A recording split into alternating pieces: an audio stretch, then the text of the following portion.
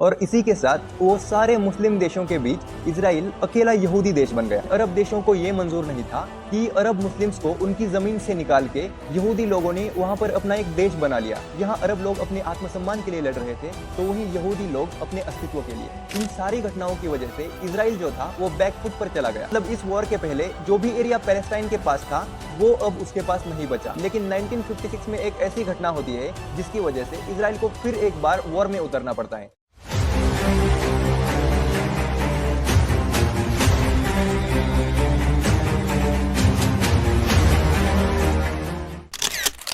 14 मई 1948 को इजराइल ने अपने आप को एक स्वतंत्र देश घोषित कर दिया और इसी के साथ वो सारे मुस्लिम देशों के बीच इजराइल अकेला यहूदी देश बन गया। लेकिन इसके अगले ही दिन 15 मई 1948 को इजिप्ट, जॉर्डन और सीरिया ने इजराइल पर हमला कर दिया और इन्हें सऊदी अरेबिया, यमन, लेबनान और सूडान का भी सपोर्ट था।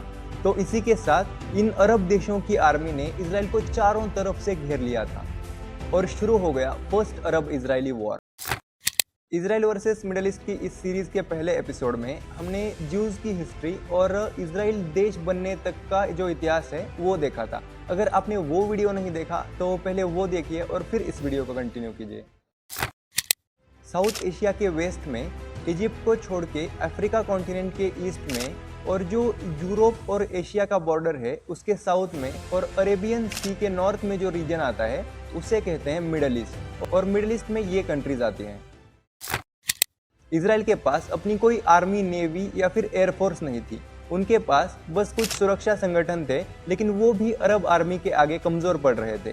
तो अरब आर्मी इजराइल के चारों तरफ से अंदर घुसती जा रही थी और वहाँ के लोगों को मार रही थी। 14 और 15 मई को इजराइल और पैलेस्टाइन आज़ाद हो गए और इसके बाद यहूदी लोग जो थे वो इजराइल में बहुत भारी संख्या में आने लगे और इनमें से कुछ लोग ऐसे थे कि वो वर्ल्ड वॉर 2 में लड़े थे, तो वो लोग अपने साथ हथियार लेके आ रहे थे और ये जो इजराइल के सुरक्षा संगठन थे वो नए आए हुए लोग इनमें जुड़ रहे थे और अरब आर्मी के साथ फाइट कर रहे थे। अरब देशों को ये मंजूर नहीं था कि अरब मुस्लिम्स को उनकी ज़मीन से निकाल के यहूदी लोगों ने वहाँ पर अपना एक देश बना लिया।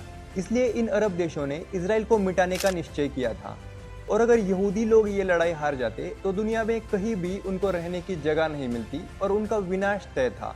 यहाँ अरब लोग अपने आत्मसम्मान के लिए लड़ रहे थे, तो वहीं यहूदी लोग अपने अस्तित्व के लिए। 26 मई 1948 को इजराइल के इरगुन, लेही और हगाना जैसे संगठनों को मिलाकर इजरायली डिफेंस फोर्सेस यानी आईडीएफ का गठन किया गया और इस आईडीएफ में महिलाएं भी शामिल थी। 1947 से ही जो लोग इजराइल आ रहे थे उन्हें मिलिट्री ट्रेनिंग दी जाती थी।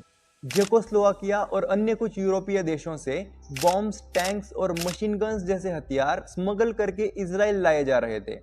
इसमें जो अमीर यहूदी लोग थे उन्होंने मदद की थी और इस घटना को ऑपरेशन बालाक कहा जाता है। इजराइल के वेस्ट साइड से इजराइल के अंदर इजिप्ट की आर्मी घुस रही थी, तो वही ईस्ट साइड से इराक और सीरिया कई हमले कर रहे थे और जेरूसलेम शहर भी अब अरब आर्मी के कंट्रोल में जा चुका था और जेरूसलेम में जहां भी यहूदी लोग रह रहे थे वहां पर अरब आर्मी बॉम्ब बरसाने लगी थी। इन सारी घटनाओं की वजह से इजराइल जो था वो बैकफुट पर चला गया। लेकिन कुछ ही दिनों में इजराइल ने अपनी आर्मी, नेवी और एयरफोर्स बना ली। इजराइल ने वेस्ट में इजिप्ट की आर्मी पर हवाई हमले किए और अपने कुछ एरियाज जो इजिप्ट की आर्मी के कंट्रोल में थे उन्हें भी छुड़वा लिया। इजराइल ने साउथ में नेगेव डेजर्ट में पैलेस्टीनियंस जो कि आम सिविलियंस थे उन पर भी हमले किए और नॉर्थ में भी पैलेस्टाइन के छोटे छोटे शहरों पर भी कब्जा कर लिया।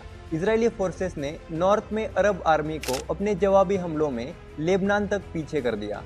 इजराइल ने दिसंबर 1948 में ऑपरेशन होरेव शुरू किया और इस ऑपरेशन में इजिप्ट की जो आर्मी थी उसे वापस इजिप्ट भेजा गया और अपने कुछ एरिया तो इजिप्ट आर्मी से छुड़ा ही लिए, लेकिन इजिप्ट का जो सिनाई पेनिनसुला था उसके भी कुछ पार्ट्स अपने अंडर ले लिए।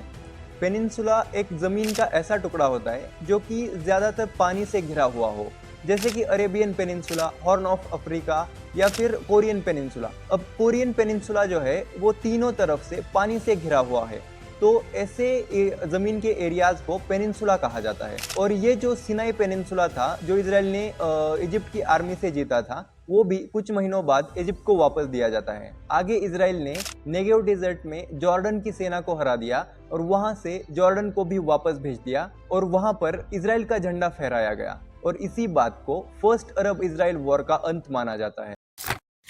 1949 में इजराइल ने इजिप्ट, जॉर्डन, सीरिया और लेबनान के साथ एक आर्मिस्टिस एग्रीमेंट साइन किया और इस एग्रीमेंट के मुताबिक वॉर के बाद जो एरिया जिसके कंट्रोल में था वो उसके ही कंट्रोल में रहेगा। जैसे कि ये ब्लू वाला एरिया जो है वो तो पहले ही इजराइल का था और ये ग्रीन और पिंक जो पार्ट है वो पहले पैलेस्टाइन का था। लेकिन इस वॉर के बाद इजराइल ने ये पिंक वाला एरिया भी जीत लिया और ये जो लेफ्ट वाला ग्रीन पार्ट है गाजा स्ट्रिप, ये इजिप्ट का हो गया और ये राइट वाला जो ग्रीन पार्ट है जिसे वेस्ट बैंक कहा जाता है वो जॉर्डन का हो गया। मतलब इस वॉर के पहले जो भी एरिया पैलेस्टाइन के पास था वो अब उसके पास नहीं बचा। कुछ इजराइल का हो गया, कुछ इजिप्ट का तो कुछ जॉर्डन का। 1948 से 1951 तक 7 लाख यहूदी लोग इजराइल आए, लेकिन लाखों पैलेस्टीनियन लोग बेघर हो गए और पड़ोसी देशों में कैंप्स में रहने लगे। इस वॉर के खत्म होने के बाद ऐसा लगा था कि हालात सामान्य हो जाएंगे, लेकिन 1956 में एक ऐसी घटना होती है जिसकी वजह से इजराइल को फिर एक बार वॉर में उतरना पड़ता है। इस बार ये वॉर सिर्फ मिडिल ईस्ट तक सीमित नहीं था, बल्कि इसमें यूएसएसआर और यूनाइटेड स्टेट्स जैसी सुपर पावर्स और ब्रिटेन और फ्रांस जैसी फॉर्मर सुपर पावर्स भी इन्वॉल्व थी। अब इस घटना को हम अगले वीडियो में देखेंगे।